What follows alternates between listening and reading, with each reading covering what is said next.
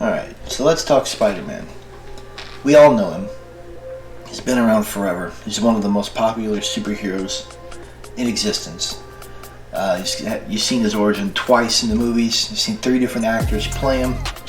And he's got 2 great games, and he's partly in the Miles Morales one. And, just like Batman and Superman, he is one of the most well-known heroes that exists. But his 1960s origin is a little different than what we've seen in these various other formats. And wanted to get into it with you. So Spider-Man's been around since 1962. He debuted in Amazing Fantasy number 15.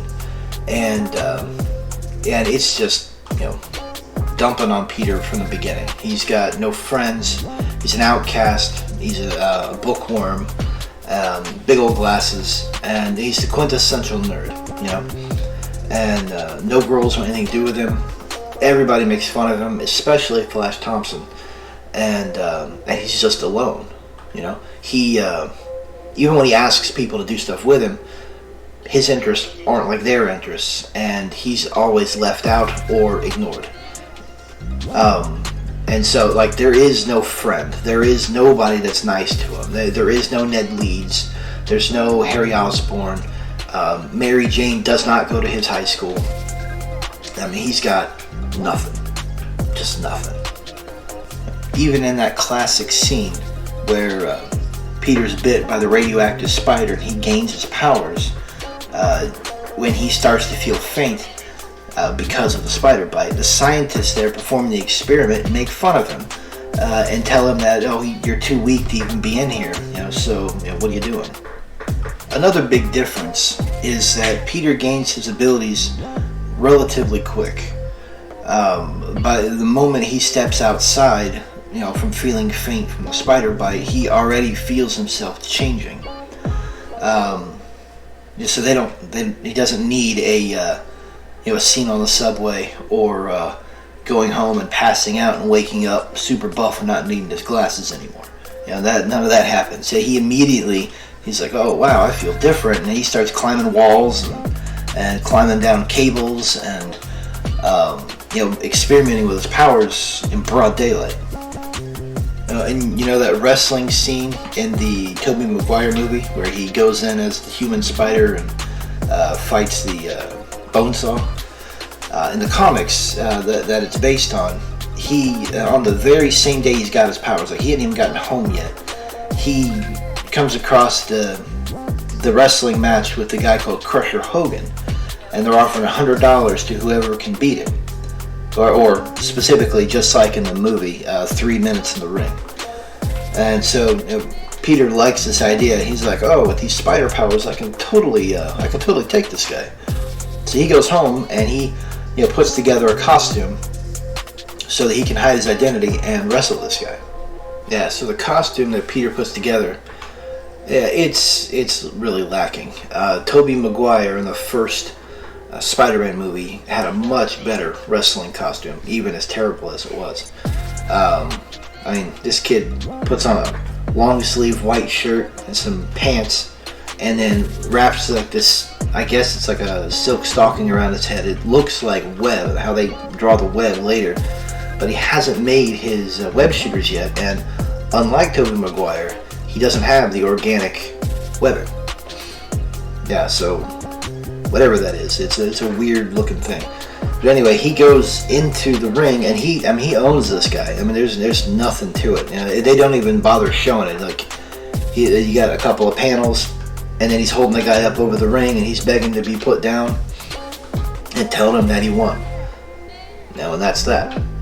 So, contrary to what happens in the Tobey Maguire movie with that wrestling scene, Peter doesn't get ripped off by the promoter. And the thing with the criminal running away doesn't happen yet. Instead, he gets the attention of a TV producer. And the guy sees a lot of star potential in this Spider Kid. And so he asks him to make an appearance on a television show. And they use a real show, too. They ask him to be on the Ed Sullivan Show. So Peter goes home and, really inspired by his abilities and, how well this has worked out for him. And he makes the web shooters from scratch, just from his scientific know-how, from being the quintessential nerd that made him an outcast. And he creates his Spider-Man costume, all right there. So when the time comes for him to go on TV, he's Spider-Man, and he's come up with the name and everything. So Peter becomes something of a minor celebrity. He makes regular appearances on the Ed Sullivan Show for several days, and he's getting a following. They love him, and they're promising him a nice fat paycheck at the end of the run. Yeah, and really he's getting to thinking he's hot stuff. And so when he's coming off the stage one day after filming, that's when you see the criminal run past him. The guy's done robbed the place, whatever there is to rob in a TV studio. And Peter doesn't stop him. He runs, gets in the elevator, and the security guard's like, "Yo, what are you doing?" And he's like, "I'm not sticking my neck out for anybody. I'm looking out for number one." Because you got to remember, this is a 15-year-old kid that thinks he's hot shit. So letting this guy go wasn't an act of revenge for being ripped off, and it wasn't about getting back at some shopkeeper who was giving him a hard time over a few pennies. It was simply that Peter didn't want to get involved. Peter didn't care. He had better things to do than try to be a hero. And still, nothing happens. So Peter goes home, and nobody's broken, nobody's dead, and there's nobody, that's been shot outside the place he's at. There's none of that. He just continues going on TV, and everything's fine until one day, several days later, he comes home and Uncle Ben is dead.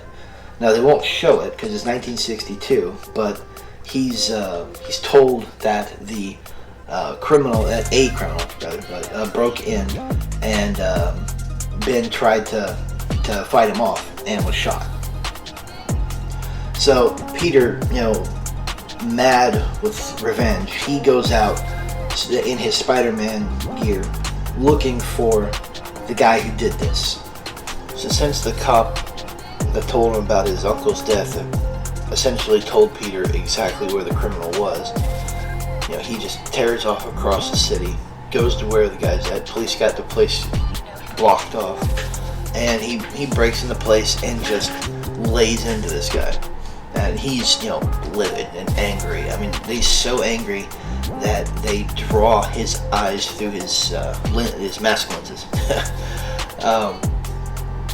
But after he's got the guy unconscious in his hands, he realizes, this is the same guy he let go a few days ago. The guy he didn't stick his neck out and stop.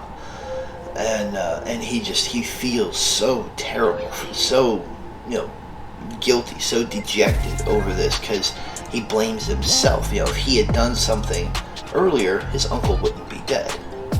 But the last thing I want to leave you with on this origin is that Peter did not immediately learn his "with great power comes great responsibility" lesson. He'd take it to heart later, but in the first few issues of his comic book, he's still a brash and hot-headed teenager. And he does a lot of things for money and trying to support his aunt over actually trying to do good. But I'll get into that more because I love this stuff. It's way different than anything we've seen in the movies. Even though it's got similar notes and familiar characters, it plays differently when you really look at it. Anyway. That's that for this one. Thank you for sticking around. Hope you enjoyed it, and I'll catch you next time.